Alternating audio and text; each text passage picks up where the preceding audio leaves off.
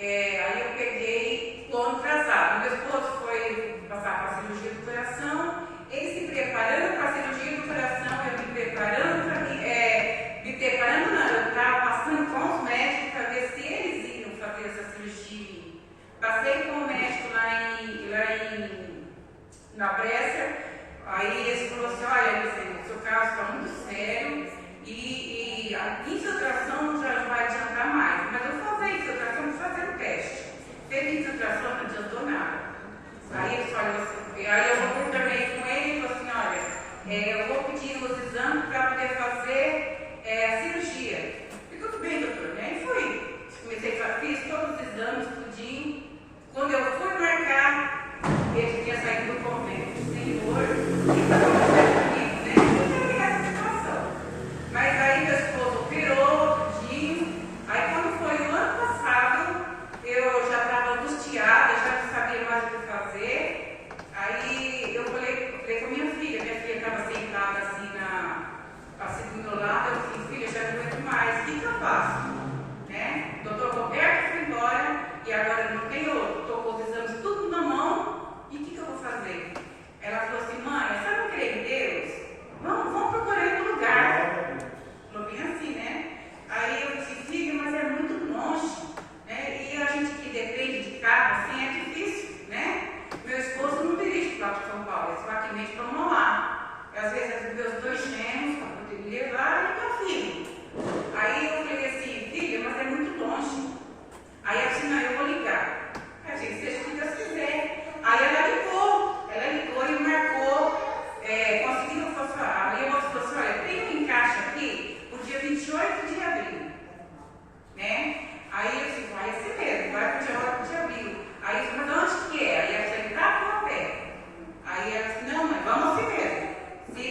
Se não der o Eric e o William levar, o Gleber leva, que é o esposo dele. Tá bom, então marquei. Chegou no dia da consulta, eu falei assim, antes de sair, eu falei, Senhor, se é para mim fazer essa cirurgia, então, Senhor, que tudo corra certinho, que tudo dê certo.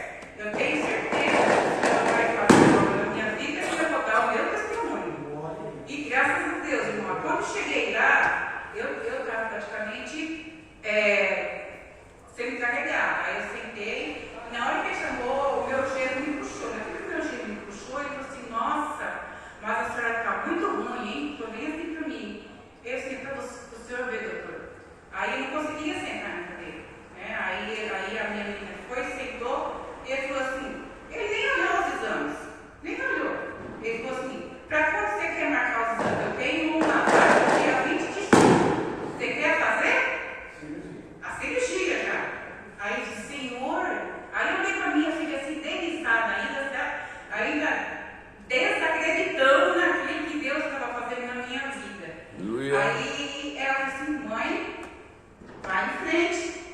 A senhora não orou? Aí eu disse, orei. Então vai em frente. Aí depois eu fiquei meio assim, né? Aí ela falou assim, não, mãe, a senhora que decide. Aí eu deixo de sinalizar, se a senhora não operar agora, a senhora vai ficar numa cadeira de roda. Aí eu disse, Senhor, aí precisa da minha mãe, né?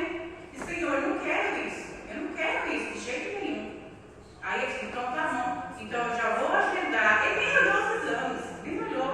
Ele só viu lá, né, no meu prontuário, meu prontuário cheio de exames, né, e documentação.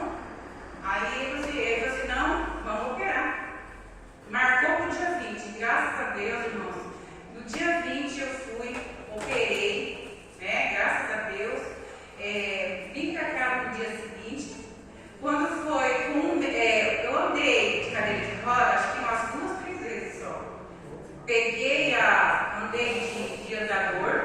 Com um mês eu já estava com a minha bengalinha andando. E graças a Deus, irmãos, antes de 6 meses eu já estava andando sem bengala, sem cadeira, sem andador. Aleluia.